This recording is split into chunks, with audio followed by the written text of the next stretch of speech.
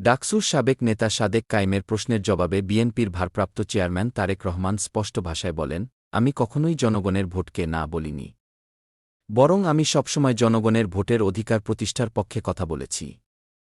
Vote হচ্ছে গণতন্ত্রের মূল ভিত্তি, আর সেই ভোটের মাধ্যমেই জনগণ তাদের মতো প্রকাশ করবে, এটাই আমাদের রাজনীতির মূল চেতনা। আজ যারা প্রশ্ন তুলছেন তারা আগে আয়নায় নিজেদের ভূমিকা দেখুন। জনগণের ভোটাধিকার কেড়ে নেওয়া, দিনের ভোট রাতে করা, এই রাজনীতির সঙ্গে আমরা কখনোই ছিলাম না, হবও না। জনগণের ভোটের মর্যাদা ফিরিয়ে আনাই আমাদের লড়াই। তিনি আরও বলেন যে রাজনীতি জনগণের ভোটকে ভয় পায়, সেই রাজনীতির কোনো নৈতিক ভিত্তি নেই। জনগণের শক্তির ওপর আমাদের পূর্ণ আস্থা আছে। আমরা শক্তিতে নয়, বিশ্বাসে অটল। আমরা ষড়যন্ত্রে নয়, সত্যে ভরসা রাখি।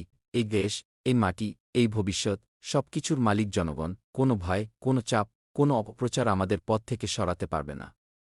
জনগণ জেগে উঠলেই সব অন্যায় পরাজিত হবে। আজ নয়তো কাল জনগণই শেষ কথা বলবে, আর সেই রায়ের উপর আমাদের পূর্ণ আস্থা আছে। তারেক রহমান নামটি যেন আশার দীপশিখা, অন্যায়ের আধারে জ্বলে ওঠা এক দৃঢ় রেখা। ত্যাগে গড়া পথ তার, সাহসে ভরা মন, গণতন্ত্রের স্বপ্ন বুনে যান ক্ষণে ক্ষণে ক্ষণ। জনতার কণ্ঠে কণ্ঠ মেলান, ন্যায়ের পক্ষে দাঁড়ান, ভয়কে জয় করে তিনি ভবিষ্যতের গান গড়ান। ইতিহাসের ভার কাঁধে তবু নত নয় মাথা, সংগ্রামের ছন্দে লেখা তার প্রতিটি কথা।